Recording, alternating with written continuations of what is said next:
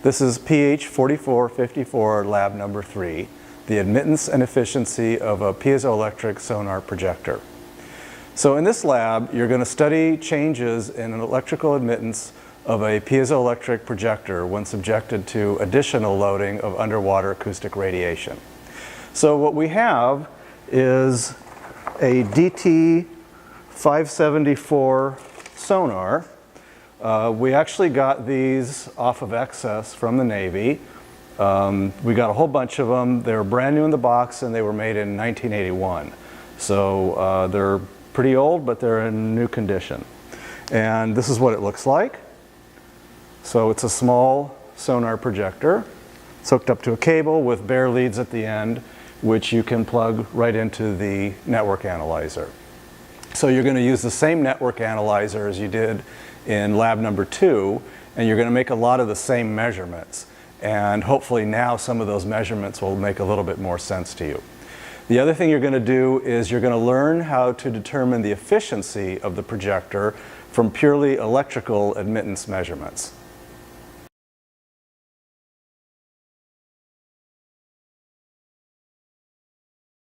So the first thing you're going to do is you're going to connect the leads from the projector to the analyzer.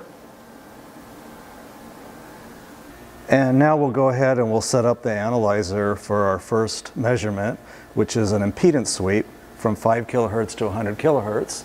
So start frequency 5 kilohertz, stop frequency 100 kilohertz.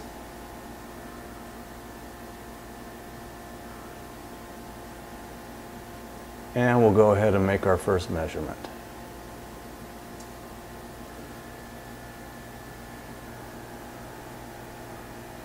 As always, you want to do an auto scale. And you can see that we have our first resonant peak right here. So let's go ahead and use the marker and find that peak. And it's right about at 31 kilohertz.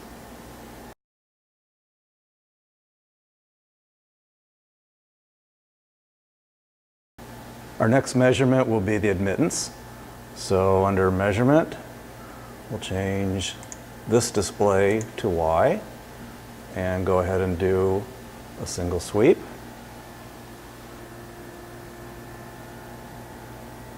And auto scale. And now we can find our admittance peak, which is right here around 28.5 kilohertz.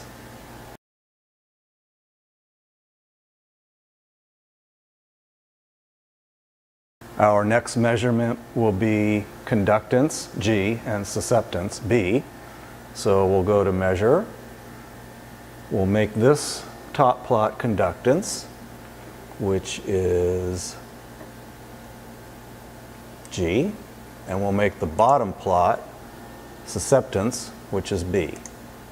So let's go ahead and plot that.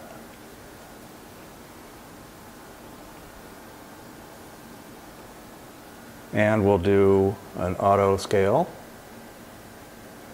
So we have a conductance peak right here around 28.7 kilohertz and a susceptance peak right here around 28 kilohertz.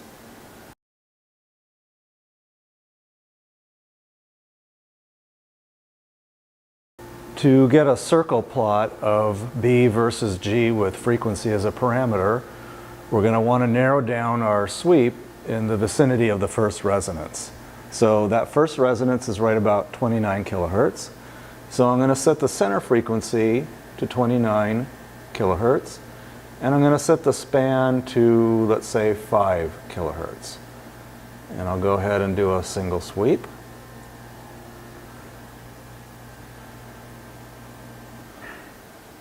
And we'll go ahead and do an auto scale. And then you'll use the Excel macro on the PC to get this data off of the analyzer. I've got my Excel macro running here on the PC. So I'll go ahead and hit Run Macro. You want to make sure that you're connected to the instrument. So as long as you have the correct ID, input address ID there, you're okay. And go ahead and get the data. So there it is, end macro. So here's all our data. Looks just like it did on the analyzer. And now we'll go ahead and do Control-Shift-C, and there's our circle plot.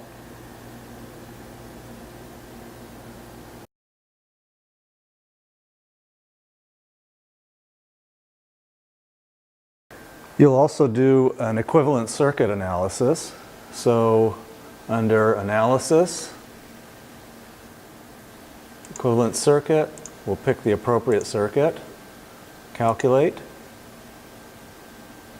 Here are our values, and turn Simulate on, and you'll see a dimmer line superimposed over our data for the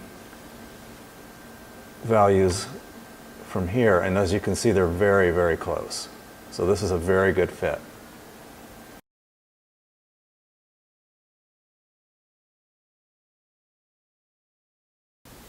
The next step is to submerge our transducer into the water. So you'll want to stick it about a meter down into the water, which will put it halfway down into the tank, and we'll put something on the cable to keep it from falling in. We're going to repeat our measurements from the first part with the transducer in the water now. So we'll do an impedance plot up here and phase down here from 5 kilohertz to 100 kilohertz. And let's do a single sweep. Do an auto scale. So as you can see, we have a different plot now. Here's our first peak, right around 31.8 kilohertz or so.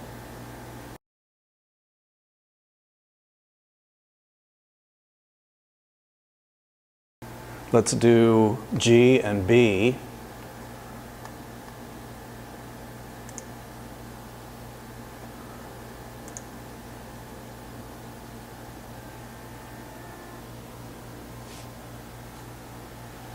And auto scale. And here's our first peak, right at about 29.5 kilohertz. To make a circle plot of G versus B, I'll zoom in on that first peak. So I'll set a center frequency of 29.5 kilohertz and a span of 5 kilohertz.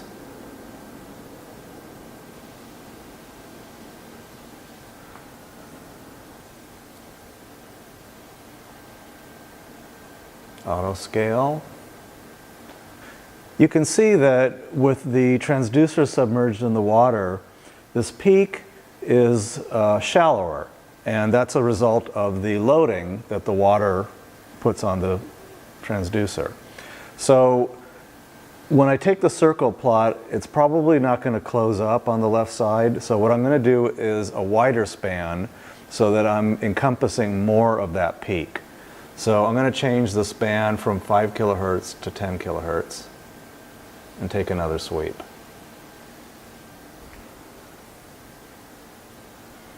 And auto scale. So you can see that I'm getting more of the peak here. I'm not cutting it off too early on the left and right side. Using our Excel macro, we'll go ahead and get the data and make a circle plot.